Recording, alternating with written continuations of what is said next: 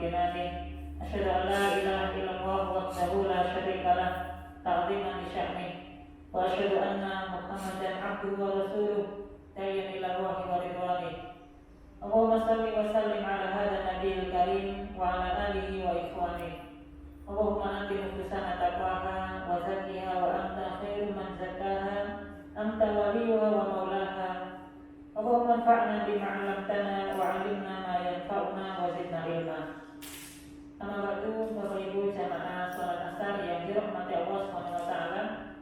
Mudah-mudahan ibadah kita salat asar berjamaah ini dan hadirnya kita di dalam majelis ilmu, majelis ngaji seperti ini mudah-mudahan mencatat kita semuanya menjadi hamba Allah yang senantiasa mendapatkan berkah Allah Subhanahu wa taala. Dan mudah amal ibadah ini diterima di sisi Allah Subhanahu wa taala sehingga menjadi beban berat timbangan amal kebaikan kita kelak di yaumul akhir. Bapak Ibu yang dirahmati Allah, insyaallah pada sore hari ini kita akan melanjutkan pembahasan seputar fikih dan hari ini kita akan membahas fikih tentang fikih muamalah. Temanya adalah tema tentang ghasab. Apa yang dimaksud dengan ghasab? Kemudian hukumnya, dalil-dalil terkait dengan ghasab. Kemudian apa hukumnya seorang yang ketika dia menggosok tanah, mananya ada tanah yang kelihatan kosong kemudian dia tanami, atau mungkin dia bangun rumah, bangun gubuk atau bangun tempat tertentu untuk dia gunakan sebagai hunian tanpa seizin orang yang punya tanah, apa hukumnya? Dan nanti apa sanksi bagi orang yang melakukan perbuatan gosok ini? Yang pertama kita akan pahami dulu tentang apa yang dimaksud ghasab, makna ghasab. Kata al-ghasab di dalam bahasa Arab maknanya adalah merampas. Al-ghasbu maknanya adalah merampas. Sebagaimana yang Allah sampaikan di dalam surat Al-Kahfi ayat 79, Allah berfirman, "Amma as-safinatu fakanat limasakin ya'maluna fil bahri fa'aradtu an a'ibaha wa kana wara'ahum malikun ya'khudhu kulla safinatin ghasba." Di akhir ayat ini Allah menyebutkan kata-kata kulla safinatin ghasba. Amma safinah, adapun perahu kapal, fakanat limasakin, adalah milik orang-orang miskin. Ya'maluna fil bahri, yang mereka bekerja di laut. Fa'aradtu an a'ibaha, dan aku ingin menjadikan rusak kapal ini. Wa kana wara'ahum malikun, karena di belakang ini ada sekumpulan raja, ada seorang raja yang zalim, ya'khudhu kulla safinatin ghasba, yang akan datang ke tempat ini untuk mengambil perahu-perahu ini dengan cara ghasab, dengan cara dirampas. Maka kata ghasba dalam ayat ini maknanya adalah merampas, mengambil dengan paksa, mengambil tanpa seizin dan serida orang yang punya barang. Nah, Bapak Ibu yang dirahmati Allah, ayat ini atau surat Al-Kahfi ayat 79 ini kan bercerita kisah tentang Nabi Musa dan Nabi Khadir. Yang benar Nabi Khidir atau Nabi Khadir? Yang lebih tepat adalah Nabi Khadir. Kenapa dikatakan Khadir? Karena dari kata khadra yang namanya hijau.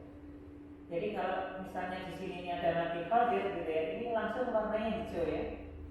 Karena seperti itu kemudian beliau disebut namanya adalah Al-Khadir. Jadi kalau lewat di jalan yang awalnya mungkin warnanya biru, warnanya hitam, putih gitu ya, itu kalau beliau lewat itu langsung berwarna hijau. Maka disebut dengan Nabi Khadir. Waktu Allah SWT memerintahkan kepada Nabi Musa alaihissalam untuk bertemu dengan Nabi Khadir, yang nanti Nabi Musa ditemani seorang murid beliau. Ada yang tahu namanya siapa? Nabi Musa waktu mau menemani Nabi Khadir ini ditemani oleh seseorang. Nabi siapa? Namanya adalah Yusha bin Nun. Yang nanti waktu Nabi Musa sudah tiada, Yusha bin Nun inilah yang menjadi Nabi sepeninggal Nabi Musa alaihissalam.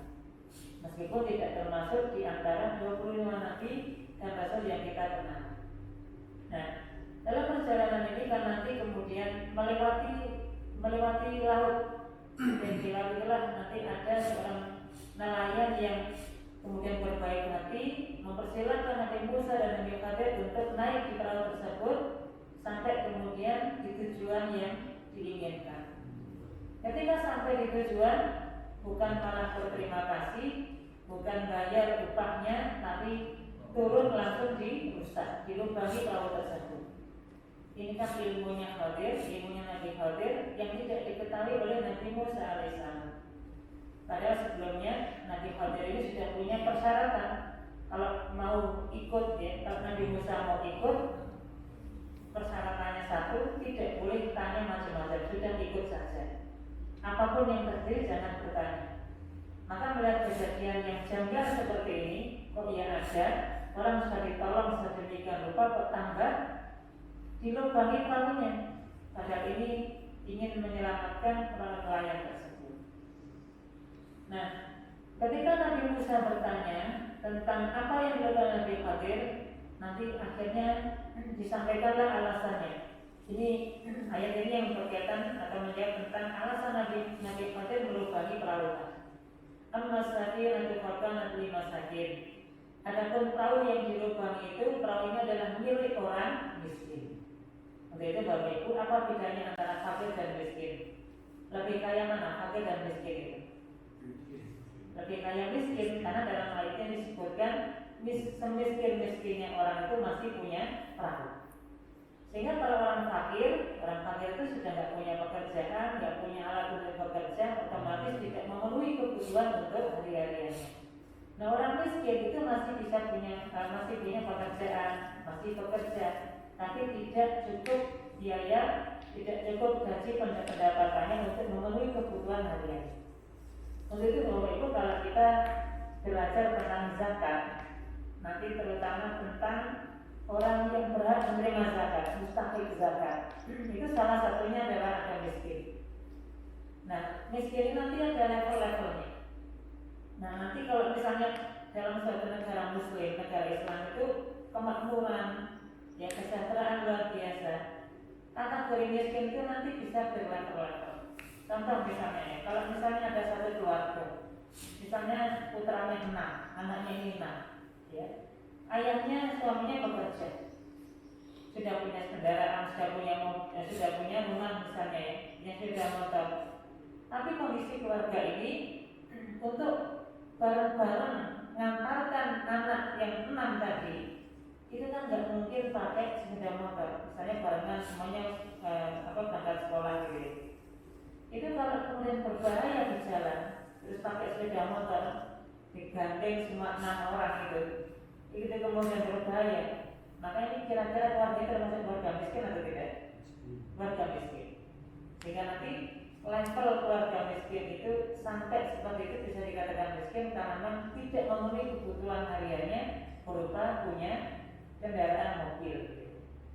Nah, kira-kira kita ini tergolong miskin atau tidak? Jadi kita tergolong miskin karena ada sesuatu yang kita tidak bisa memenuhinya. Meskipun bisa jadi kenyataannya rumah sudah ada, kendaraan sudah ada, tapi kalau masih kurang, ini masih kategori miskin yang nanti dalam level derajatnya itu, dalam berbicara tentang kesejahteraan, kecukupan dalam masyarakat, maka orang-orang itu juga berhak menerima zakat, terutama kategori miskin gitu ya. Kira-kira Indonesia ini level miskinnya yang berapa kira-kira? Kayaknya kalau agak berat kalau level yang seperti itu ya. Sudah dikatakan mampu dan kaya gitu ya. Nah, maka ayat ini menceritakan bahwa perahu yang tadi dilubangi itu adalah miliknya orang miskin yang bekerja di laut. Fa'awatu an a'ibah, kata Nabi Khadir, saya ingin melubanginya, saya ingin merusaknya, karena di belakang ini semuanya ada raja yang hendak mengambil perahu-perahu ini dengan cara paksa, dengan cara digosok perahu ini. Nah, inilah hikmahnya. Akhirnya perahu itu kan tidak jadi diambil karena rusak, gitu ya, dianggap rusak karena lubang. Nah, maka perahu-perahu yang bagus diambil. Dan ini hikmahnya, justru inilah yang bisa menyelamatkan kapal itu tidak diambil dan tetap dimiliki oleh perahu seorang miskin yang ada di lautan. Nah, ini ayat yang bercerita tentang kata ghosba yang maknanya adalah merampas. Adapun dalam fikih Bapak Ibu yang dimaksud dengan ghosab adalah akhdhu syakhsin haqqa ghairihi wal istila'u alaihi udwana wa faqran anhu. Yang dimaksud dengan ghasab adalah seseorang yang mengambil hak orang lain wal istila, kemudian dia dikuasai, dia menguasai barang tersebut udwanan, dalam kondisi permusuhan, tidak mampu dilawan oleh pemilik barang. Ya, misalnya kita jalan, kemudian dicegat di tengah jalan, ditajam pistol, ditajam pisau gitu ya. Kemudian mau nggak mau kita harus memberikan apa yang kita miliki pada orang yang gosok tadi, orang yang minta tadi, dengan permusuhan itu, dan dia memaksa untuk mengambil, maka inilah yang dimaksud dengan tindakan gosok. Jadi mengambil hak orang lain, mengambil barang orang lain dengan permusuhan dan memaksa, artinya dia tidak bisa dilawan, ya, dan dia ada di situ saja, dia nggak ada yang ditakuti gitu ya. Maka ini yang disebut dengan gosok. Maka Bapak Ibu ya, sebenarnya inilah yang disebut dengan gosok. Adapun kalau misalnya kita minjem sandal teman tanpa izin, itu gosok juga atau tidak? Biasanya kan kita jangan gosok gitu ya. Gosok itu kita maknai minjem sandal tapi nggak izinkan gitu ya. Nah, gosok dalam fikih itu lebih dari itu. Gosok itu adalah mengambil harta orang tanpa otomatis tanpa izin, dan dia sewenang-wenang, dia menguasai barang tersebut dengan memaksa pemilik barang untuk diambil. Nah, Bapak Ibu yang dirahmati Allah, kemudian nanti gosok ini berbeda dengan mencuri ya. Kalau mencuri itu yang sebagaimana disebutkan dalam Quran, wasariqatu faqta'u aydiyahuma, pencuri laki-laki dan pencuri perempuan, maka potonglah kedua tangannya itu, potonglah tangannya itu. Tentu pencurian berbeda dengan gosok. Nah, kemudian pencurian itu apa kategorinya sehingga layak untuk dipotong tangan? Maka disebutkan pencurian yang menyebabkan potong tangan itu adalah akil al-balik, adalah seseorang yang sudah berakal, kemudian dia balik, sudah berakal, balik maknanya bukan anak kecil, bukan orang yang kena gangguan jiwa ya. Kemudian dia mengambil harta orang lain nisoban, dan itu mencapai satu nisab, muharrazan, di mana barangnya tersembunyi. Jadi hukum potong tangan itu Bapak Ibu tidak segampang yang kita bayangkan. Potong tangan itu baru bisa dijalankan dalam hukum Islam kalau memenuhi kriteria-kriteria ini. Yang pertama, pelakunya akil balik, sudah dewasa, berakal, sehat gitu ya. Itu kalau setiap ada tindak kriminal biasanya ngakunya gila kan ya, supaya nggak kena jeratan hukum, gitu kan? Karena orang yang akalnya terganggu, orang gila itu secara hukum tidak diproses, bahkan tidak terkena hukum, kecuali kalau pura-pura gila ini ya sudah beda ya. Nah, memang kalau dia gila beneran, memang tidak ada hukum. Ya, al-majnun, orang yang gila itu memang tidak terkena hukum Islam, gitu. Nah, maka orang yang balik berakal, kemudian yang dicuri itu satu nisab. Satu nisab ini berapa Bapak Ibu? Satu nisab itu para ulama menyebutkan adalah 1/4 dinar. 1/4 dinar berarti satu dinar kurang lebih 2 juta ya. Seperempatnya berarti berapa? 500.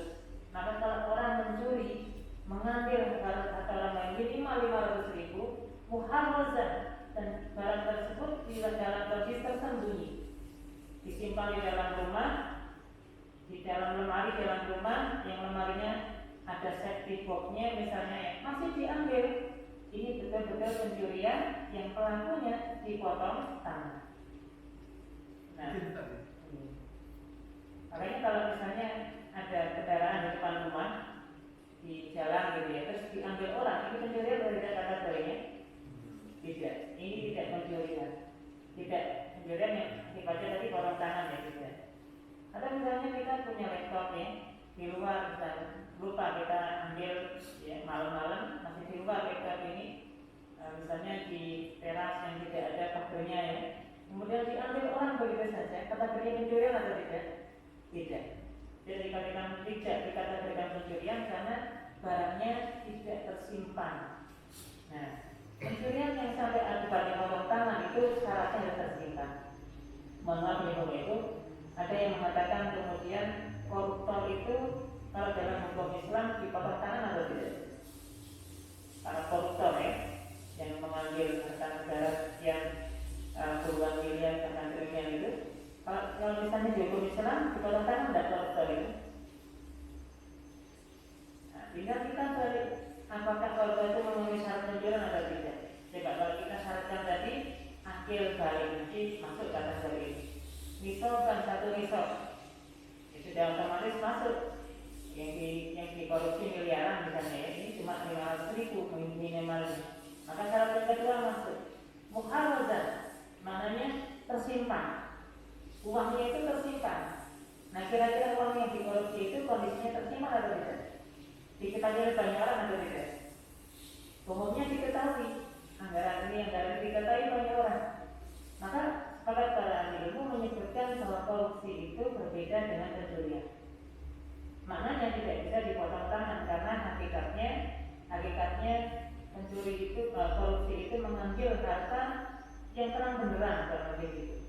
Maka tidak disebut sebagai tidak disebut sebagai pencurian yang akibatnya berbelah tangan. Nah, tetapi apakah kemudian bebas bekerja? Tidak. Maka berlaku hukum yang namanya ta'zir. Ta'zir itu adalah hukum yang ditetapkan oleh seorang hakim dalam suatu negara atau dalam sebuah negeri Muslim. Contohnya orang penjara itu hukum ta'zir Kita misalnya orang nyuri di penjara itu sebenarnya hukum ta'zir. Kemudian misalnya cambuk, dihukum cambuk, misalnya sampai 100 kali, 200 kali, ini ta'zir. Hukumnya boleh. Maka boleh koruptor itu kalau terbukti mencuri, terbukti korupsi, dicambuk sekian kali boleh, hukum ta'zir. Atau mungkin didenda, diminta membayar sejumlah uang sebagai ganti rugi kerugian negara dan kerja, maka hukumnya boleh, ini ta'zir. Termasuk kalau digantung boleh atau tidak? Boleh-boleh saja kan ta'zir Jadi menyesuaikan dengan ketentuan negara. Nah, inilah bedanya Bapak Ibu. Maka ghasab itu berbeda dengan mencuri.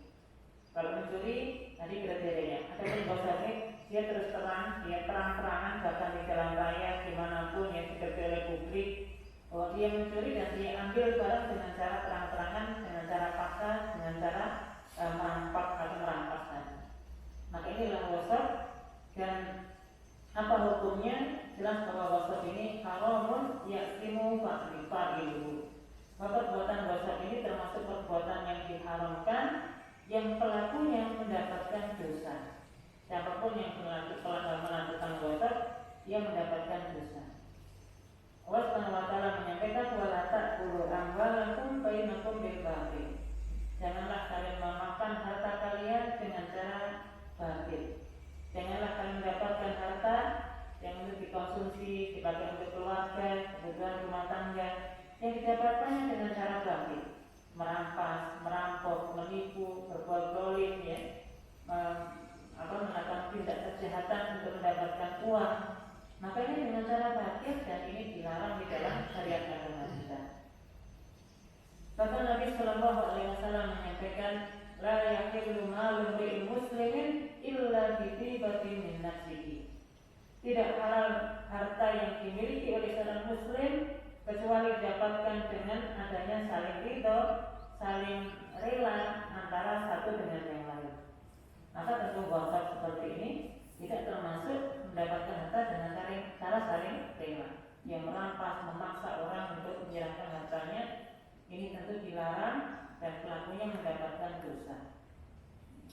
Lebih dari itu Bapak Ibu, termasuk dalam hal masalah tanah Nabi menyampaikan man dzalama shibran minal ardi.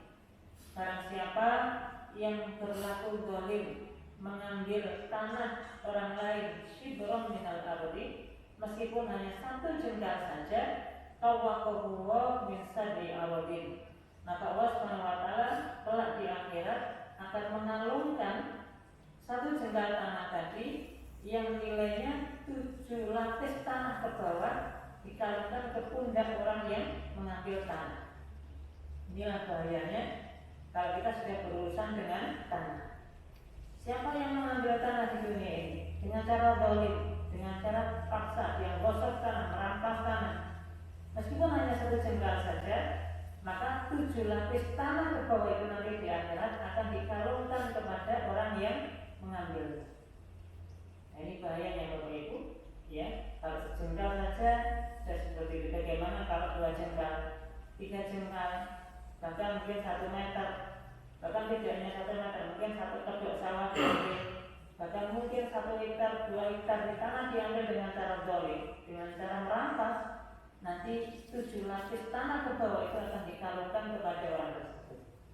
Coba kalau kita mikul semen saja besar-besar, ya berat atau tidak? Berat, ya. Apalagi ini tanah. Ya coba lah kita misalnya kita bisa coba, ya, tanah 1 kalung kita panggul sendiri, itu kan berat. Ini nanti 7 lapis tanah ke bawah itu akan dikalungkan ke pundak orang yang mengambil tanah dengan cara zalim. Atau mohon maaf, siapapun yang punya kebijakan, mungkin dia tahu tentang lokasi-lokasi tanah, kemudian dia karena tahu itu dia punya kewenangan, kemudian dia beli dengan cara zalim, dengan cara paksa orang pemilik tanah yang resmi tadi, misalnya dia merampas harta orang lain, maka nanti di akhirat tanah yang diambil akan dikalungkan seperti tanah ke bawah itu, ya. Maka gak main-main masalah tanah ini, luar biasa. Nanti di akhirat hukumannya seperti itu. Nanti itu kalau mohon maaf ya, kita misalnya punya tanah, ya, kemudian berbatasan dengan orang lain tanah itu, ya, kemudian patoknya kita geser sehingga tanah kita menjadi lebih panjang, menjadi lebih lebar. Artinya kita mengambil hak orang lain dari tanah tersebut. Kita punya lahan sawah, ladang, ada galengannya istilahnya, ya, dipaculi sedikit-sedikit. Ini juga bagian dari kita mengambil tanah dengan cara zalim, yang ini tadi akibatnya 7 lapis tanah ke bawah akan dikalungkan di pundak kita. Nah, ini menjadi dasar orang yang berbuat zalim dengan cara gosok, itu nanti di akhirat itu yang menjadi hukuman. Kemudian Bapak Ibu, ada pembahasan tentang hukum menanami satu lahan, bercocok tanam di satu lahan yang dia gosok. Ini ada sawah misalnya, sawah ini bertuan, ada pemiliknya, kemudian dia tanami begitu saja. Diambil tanah ini kemudian ditanami padi, tanami singkong, tanami jagung, kacang, macam-macam. Atau misalnya dia dibangun gubuk-gubukan, dibangun rumah, bahkan perumahan misalnya dia bangun tanpa seizin pemilik lahan. Apa hukumnya? Maka disebutkan dalam kitab fikih ini, man zar'a fi ardin mawsubatin fazar'u li sahibil ardi. Barang siapa yang menanam satu tanaman di tanah yang dia ambil dengan cara gosok, maknanya dia menanam tanpa izin orang yang pemilik lahan, fazar'u li sahibil ardi, maka tanaman itu hakikatnya adalah milik orang yang punya tanah. Jadi enggak sia-sia yang dia lakukan gitu, ya. Dia nanam di satu lahan, dia nggak dapat izin, ya, daripada nanggut tangguli saja, tanami saja, nggak izin sama pemilik lahan, maka hasil tanaman ini adalah milik orang yang punya tanah. Tidak hanya itu, walil ghasid an-nafaqah hada illam yakun azar'u qad hasada. Kalau tanamannya belum dipanen, selain tanaman ini milik orang yang punya tanah, maka orang yang gosok tadi diwajibkan untuk membayar biaya dari tanah tadi, ya, biaya kerusakannya, mungkin ada biaya perawatannya tanah tadi, maka semuanya dibebankan kepada orang yang gosok. Fa in kana qad hasada falaysa li sahibil ardi ba'dal hasdi ila tujrah. Maka bagi orang yang nanami tadi, kemudian dia sudah panen, kemudian mungkin sudah diambil dan seterusnya, maka hakikatnya dia diwajibkan untuk membayar sewa tanah. Jadi serba nggak enak ya Bapak Ibu, ya, nggak dapat izin saja itu nggak enak sama sekali gitu, ya. Sudah hasil panennya harus dimiliki oleh orang yang punya lahan. Nanti dia kena biaya untuk perawatan lahan tersebut. Kalau perlu dipanen, proses dipanen dia harus membayar sewanya. Maka tidak ada kemanfaatan sama sekali ketika kita melakukan perbuatan gosok ini, ya. Gara-gara apa? Tanpa izin itu tadi, ya. Dan ini sebagaimana yang kami sampaikan, manzar fi ardi qaumin bi ghairi idnihim falaysa lahum min azhabi syai'un wa lahum nafaqatuhu. barang siapa yang menanam satu tanaman yang di tanah suatu kaum tanpa seizin mereka, maka tidak ada baginya hasil tanaman yang dia sudah tanam tadi, dan dia punya kewajiban untuk membayar nafkahnya, maknanya membayar biaya perawatan dari tanah tersebut. Ini sebagaimana yang Nabi SAW sampaikan. Nah, kemudian yang terakhir Bapak Ibu terkait dengan ghosab ini ada sanksinya ya. Sanksi yang pertama adalah sanksi kepada pelaku. Nah, pelaku ghosab yang pertama dia berdosa. Jadi haramun yaqimu fa'iluhu. Ini perbuatan yang dilarang, perbuatan yang diharamkan, maka orang yang melakukannya mendapat dosa. Kemudian yang kedua, pelaku ghosab ini kalau hukum Islam diterapkan, dia dikenakan hukum takzir. Apa hukum takzir itu tadi ya? Bisa dihukum, dipenjara, dia diminta ganti rugi, diminta bayar sejumlah uang, atau bisa dicambuk, atau sesuai dengan kesepakatan atau ketetapan yang ditetapkan oleh hakim dalam suatu negara Islam itu. Maka ini namanya hukum takzir. Tetap dia meskipun tidak kategori pencuri yang dipotong tangan, tapi ada hukum takzir sebagai bentuk hukuman bagi orang yang berlaku ghosab. Kemudian yang kedua Bapak Ibu terkait dengan harta yang dighosab. Maka kewajiban orang yang menggosok adalah mengembalikan harta itu kepada pemiliknya. Sebagaimana yang Nabi sampaikan, al-yati ma'akhadat hatta tu'diyahu. Kewajiban tangan orang yang mengambil harta orang lain adalah mengembalikannya. Jadi apapun yang kita gosok tangan tadi ya, misalnya kalau kita geser patok, kita pasuli tangan orang lain, maka kewajiban kita adalah mengembalikan tanah itu kepada pemilik. Kalau enggak, berarti kita dosa. Nah, yang kedua ada yang disebut dengan zawaid. Zawaid itu apa? Zawaid itu kelebihan sewaktu barang itu ada di kita. Ini para ulama menyatakannya misalnya binatang ya, sapi misalnya ya. Ada sapi perah misalnya, sapi perah ya, digosok, diambil sama orang, kemudian diambil susunya, dimanfaatkan susunya. Karena kewajibannya mengembalikan dan ada zawaid, ada kelebihan dari barang yang digosok berupa susu, maka semua harus dikembalikan. Misalnya kalau susunya sudah diminum atau sudah dijual, ya dia harus ganti rugi. Itu dijual berapa, kalau dia minum berapa liter dan seterusnya, maka dia harus membayar kepada orang yang pemilik sapi tersebut. Maka karena memang ada kelebihan dan tetap ini milik orang yang punya sapi. Yang kedua misalnya sapi ini dulu diambil dalam kondisi gemuk, ya gemuk sapi ini diambil, dicolong atau digosok dalam kondisi gemuk. Tiba-tiba mau dikembalikan kok kurus, gitu ya, nggak boleh. Dia harus merawat dulu sampai gemuk lagi, baru dikembalikan kepada pemilik sapi. Karena hakikatnya barang yang dulu dia gosok dalam kondisi gemuk, maka harus dikembalikan dalam kondisi gemuk. Nah kira-kira Bapak Ibu kalau misalnya sapi ini digosok, dirawat, ya sampai punya anak, kira-kira anaknya ini milik siapa? Jadi orang yang gosok atau yang punya sapi? Milik yang punya sapi. Karena ini ada istilah zawaid, ya kelebihan dari harta yang digosok, maka tetap harus dikembalikan kepada pemilik sapi. Kalau misalnya sapi yang digosok ternyata mati, gimana caranya? Dikonversi. Dikonversi maknanya sapi ini harga nilainya berapa, kemudian tetap dia harus bayarkan kepada pemilik sapi. Karena kewajiban orang yang menggosok adalah mengembalikan barang itu kepada pemilik. Nah ini Bapak Ibu ya terkait dengan gosok, karena ini perbuatan dosa luar biasa, maka hakikatnya ini dilarang, tidak boleh kita lakukan. Lebih-lebih Nabi SAW pernah menyampaikan kepada kita tentang kisah orang yang muflis ya, orang yang bangkrut di akhirat itu ya. Nanti orang yang datang membawa pahala puasa, membawa pahala sholat, membawa pahala zakatnya, tapi dia membawa dosa-dosa karena mengambil hak orang lain, karena mencaci maki orang, karena misalnya menuduh orang ya, maka dengan cara yang batil, maka nanti di akhirat dia akan diadili oleh Allah Subhanahu wa taala. Datang orang yang dulu pernah dizalimi, datang orang yang dulu pernah diambil sawahnya, datang orang yang dulu pernah diambil binatangnya, misalnya barang-barangnya, datang. Kemudian pahala orang ini diberikan kepada orang yang minta tadi. pahalanya diberikan sampai habis, ternyata masih ada datang terus orang yang minta keadilan. Kalau sudah pahalanya habis, orang masih datang menuntut keadilan, akhirnya diapakan bahwa ini? Pahalanya sudah habis kan sebagai bentuk ganti ruginya, karena dia sudah tidak punya pahala.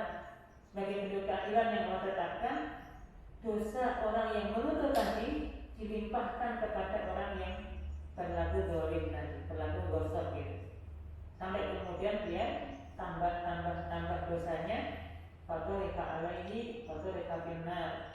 Nabi menyampaikan orang ini nggak jadi masuk surga, tapi masuk ke dalam neraka.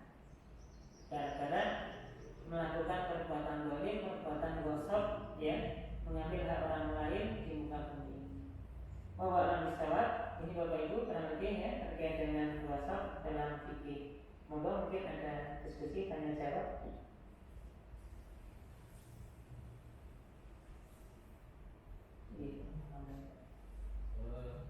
Kalau misalnya pemerintah gitu ya, itu melakukan penggusuran tanah, ini kan untuk kepentingan umum. Apakah itu termasuk jenis gosok tadi? Oke. Nanti di dalam bab fikih ya, bab fikih muamalah itu ada satu bab tentang jual beli yang dibolehkan dalam kondisi terpaksa atau jual beli terpaksa yang dibolehkan.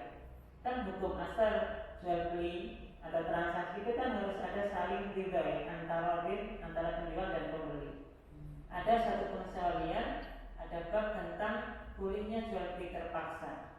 Salah satunya adalah ketika pemerintah meminta atau ingin membeli satu lahan tanah yang akan digunakan untuk fasilitas umum, misalnya untuk jalan ya, kayak di ini ada ring road ya misalnya, atau misalnya untuk masjid, untuk bangunan yang untuk kemaslahatan banyak orang, yang itu programnya pemerintah, maka hakikatnya dibolehkan meskipun tidak ada saling ridho. Apa dasarnya dibolehkan? Dasarnya adalah apa yang pernah terjadi di zamannya Umar bin Khattab radhiyallahu anhu. Di zaman Umar bin Khattab itu pernah ada program pelebaran Masjidil Haram. Ya, jadi Masjidil Haram waktu itu mau dilebarkan, diperluas secara bangunannya. Ternyata waktu pelebaran itu nanti berkaitan dengan satu rumah atau bahkan beberapa rumah milik warga di sekitar Masjidil Haram. Nah, ada satu warga waktu itu yang kemudian dia ngotot, saya pokoknya nggak mau jual tanah saya. Ya, saya nggak mau menjual tanah saya karena tadi mungkin alasannya ya mau dekat dengan Masjidil Haram dan seterusnya. Tapi ini sudah kebijakan pemerintah, sudah yang diprogramkan pemerintah. Maka mau nggak mau rakyat ini atau warga yang punya rumah sekitar Masjidil Haram itu harus menjual. Bahkan Umar waktu itu melakukan atau memiliki kebijakan, orang ini karena nggak mau menjual sampai kemudian dipaksa harus menjual. Bahkan orang ini waktu nggak mau ambil uang jual belinya itu, uang ini ditaruh di atas Ka'bah. Ya kalau mau silakan ambil, ya kalau enggak ya terserah. Pokoknya sudah dijual belikan uangnya di Ka'bah itu. Ini menjadi satu dalil. Bahkan nanti di zaman Utsman bin Affan juga terjadi hal yang sama. Ketika hendak melakukan pelebaran Masjidil Haram, ternyata yang mau nggak mau harus menggusur bahasanya ya, membeli paksa rumah atau lahan yang ada di sekitar Masjidil Haram. Nah jadi dalam hal ini para ulama membolehkan, dan ini tidak termasuk perbuatan gosok dengan syarat. Nah ini syaratnya yang perlu dipenuhi. Apa di antara syaratnya? Yang pertama harus dibeli dengan harga umumnya. Jadi tidak kemudian dengan serta-merta mentang-mentang gitu ya bahasanya, mentang-mentang ini boleh membeli dengan pas terus dibeli dengan harga yang paling rendah, nggak boleh. Dibeli sebagaimana harga umumnya. Kalau 1 meter di pasaran di warga atau masyarakat itu 600.000 atau mungkin 1 juta, ya dibeli dengan harga 1 juta, tidak boleh kurang. Mohon maaf, umumnya sudah terlaksana atau tidak? Kalau sudah terlaksana ini berarti boleh gitu. Nah jadi dibeli dengan harga yang sewajarnya. Ya, tidak kemudian mumpung boleh memaksa terus dibeli dengan harga paling rendah, tidak boleh. Biasanya yang ada malah harganya minta yang tidak sewajarnya karena tahu. Iya, terbutuh ya. Itu makanya itu. Nah, sehingga yang kedua persyaratannya untuk menghindari konflik atau permasalahan tadi, ini ditunjuk pihak ketiga yang independen. Pihak ketiga inilah yang ibaratnya menjadi perantara antara pihak pemerintah dengan pemilik lahan.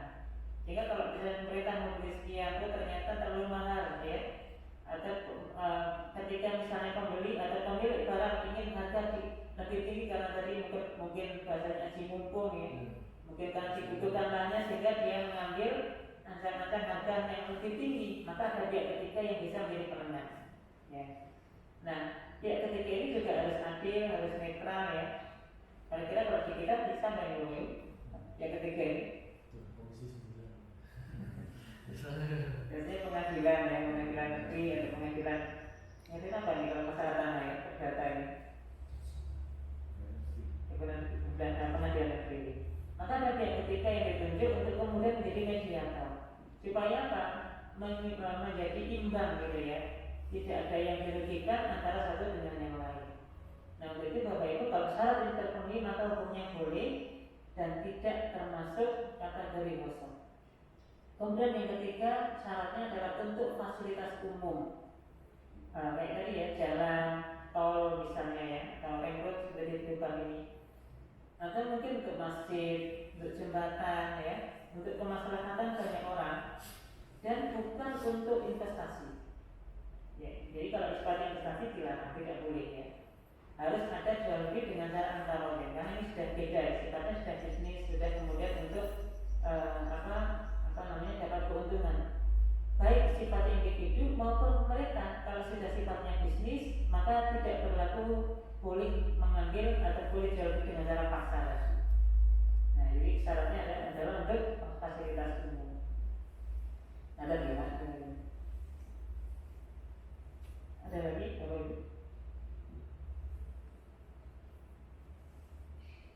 Cukup dulu, oke. Baik, jadi ini saja. Semoga manfaat. Kita cukupkan dengan segala hamdalah dan kafatul majlis. Alhamdulillahirabbil alamin. Subhanallah wa bihamdika, asyhadu an la ilaha illa anta, astaghfiruka wa atubu ilaik. Assalamualaikum warahmatullahi wabarakatuh.